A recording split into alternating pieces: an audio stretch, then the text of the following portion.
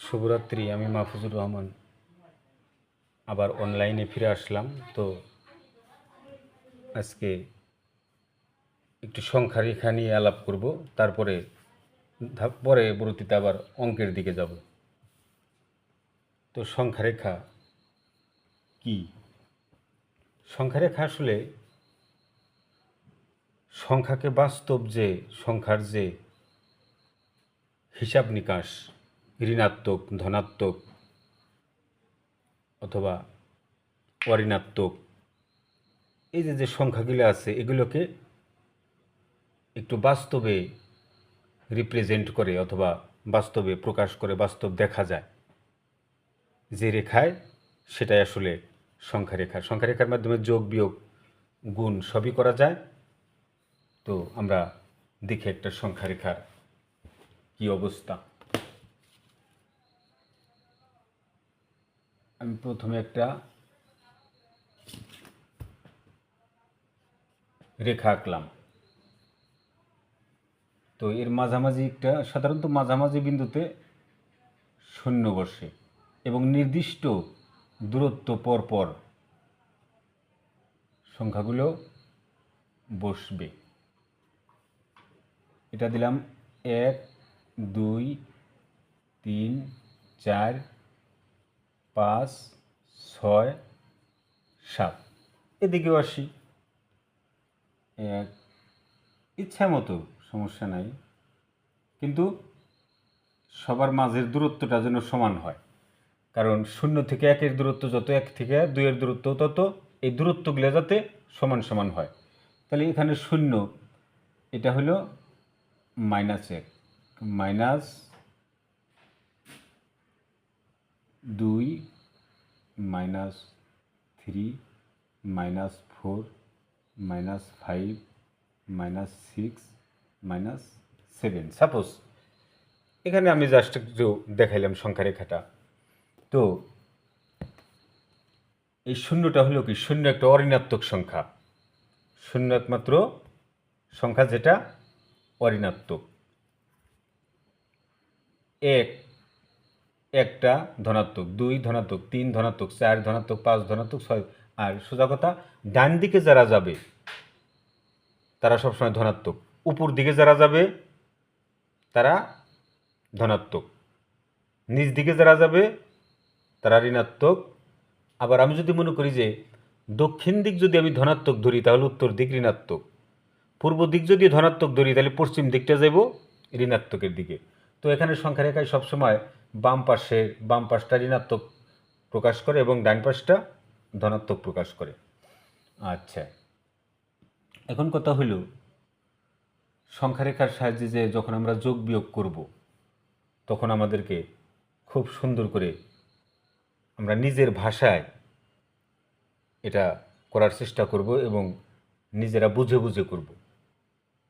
তো তোমরা বলো তো, -1 বড় না -5 বড়?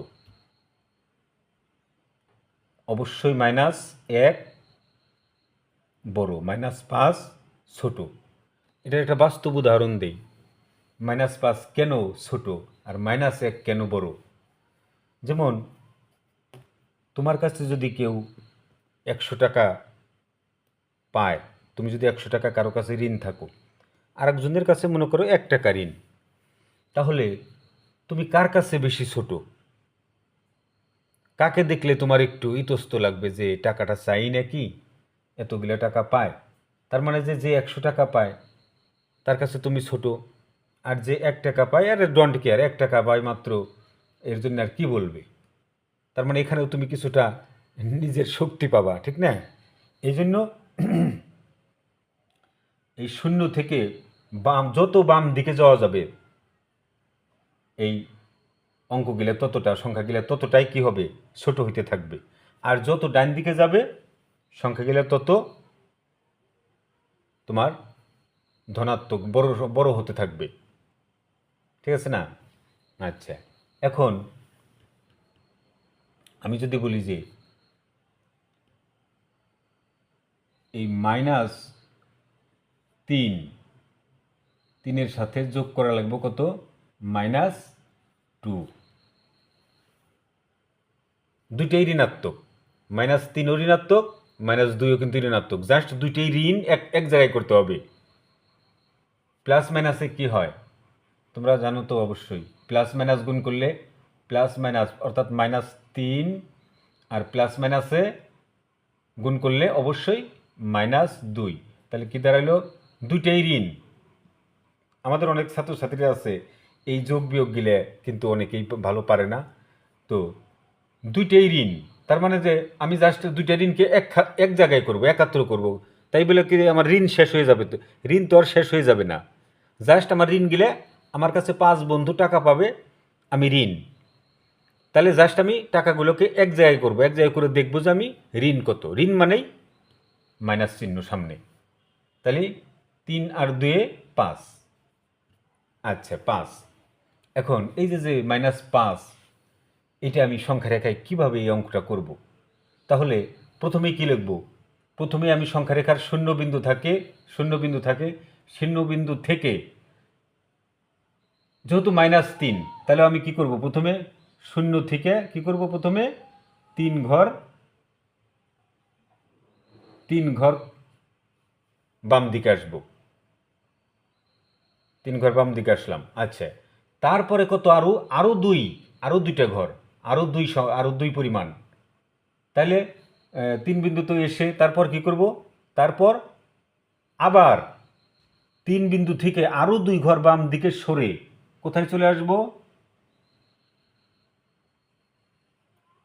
এই 5 বিন্দুতে।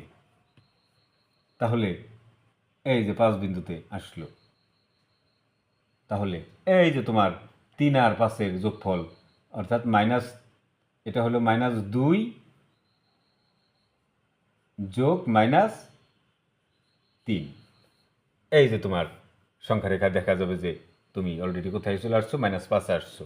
সংখ্যা রেখার সাহায্যে যোগ এভাবেই দেখায়, বইতেও একটু জটিল করে লেখা আছে।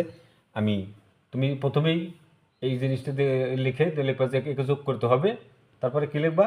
শূন্য থেকে প্রথমে 3 ঘর বাম দিকে আসে, যেহেতু সংখ্যাটা আমার কত? ঋণাত্মক, তাহলে আমাকে অবশ্যই বাম দিকে প্রবেশ করতে হবে। আচ্ছা, তারপরে আরও 2 মাইনাস, তাহলে আরও দুই ঘর আরও বাম দিকে যেতে হবে। গেলে যাওয়ার পরে যে উপরে যে রশ্মিটা আমি টানাই দিলাম যে এখান থেকে এই পর্যন্ত, এইটাই হলো -2 প্লাস -3-এর যোগফল।